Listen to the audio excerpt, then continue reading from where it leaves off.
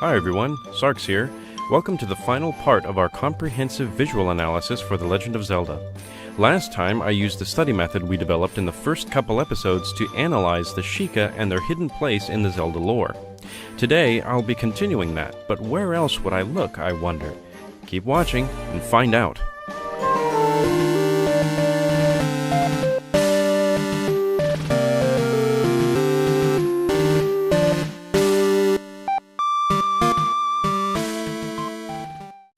Alright, let's see. Where was I again? Oh, right. I can't forget the adult timeline, and thankfully the correlation here really only stops at Wind Waker, so I can give my voice a rest.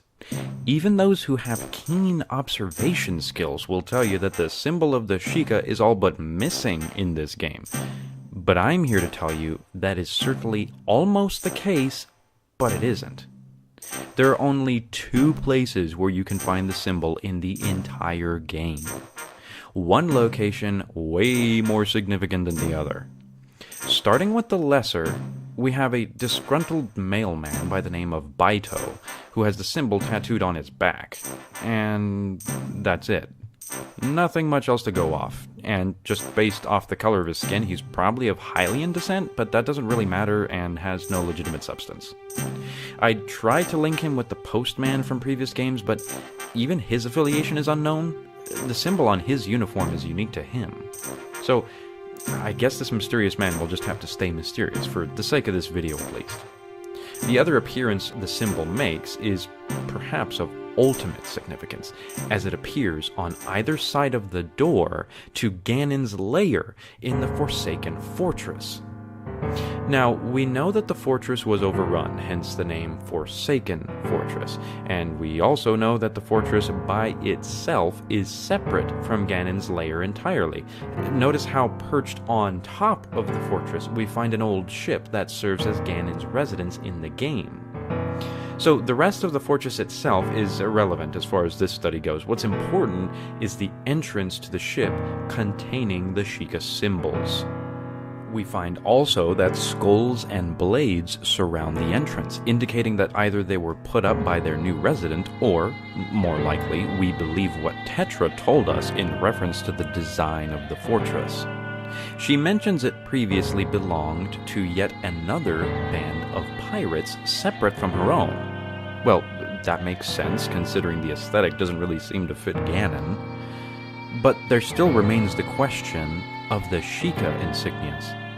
Well, based upon our knowledge of the Sheikah, we can easily suggest that they have always had a deep connection with the Standing Princess, the incarnation of the goddess Hylia. In Wind Waker, Tetra and her band of pirates actually turn out to be descendants of the royal family, and Tetra is revealed to inherit the Triforce of Wisdom, thus solidifying her as the true princess. The only real pirates in the game are in direct relation to the royal family, so it would ultimately make sense that these other pirates have some association with the Kingdom of Hyrule, and the Sheikah symbols on this derelict ship atop the fortress further reveal that they may have been the last remaining Sheikah after the Great Flood.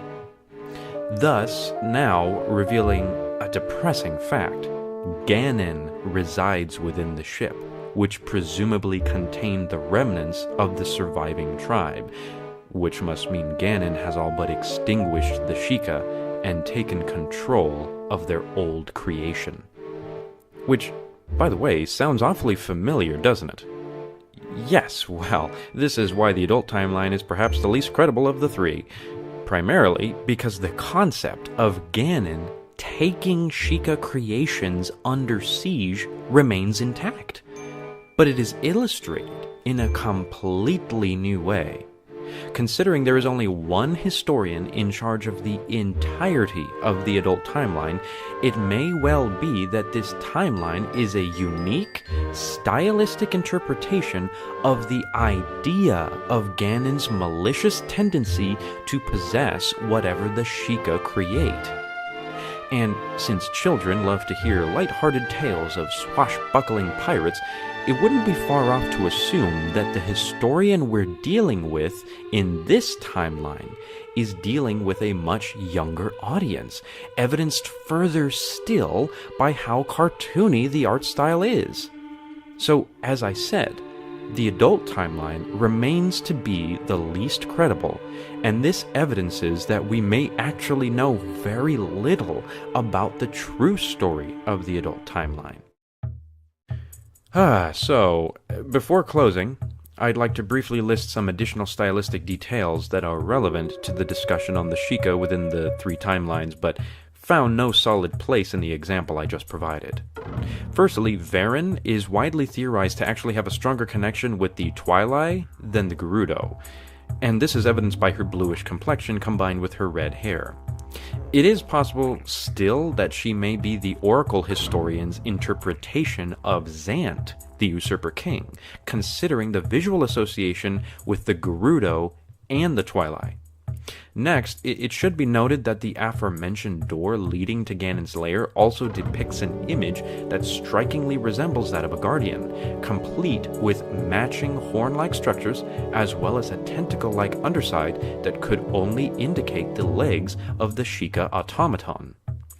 Next, Godon, the boss at the very end of the Tower of Gods dungeon, is also highly reminiscent of ancient Sheikah technology, featuring the classic blue and black design, with eyes being a prominent component attached to the hands. Seeing as how this boss is found in the Tower of the Gods and the Sheikah's obvious affiliation with the goddess Hylia, it may reveal to us that the source of the Sheikah's technology came from the gods, perhaps in the form of unlimited energy, advanced artificial intelligence, or both.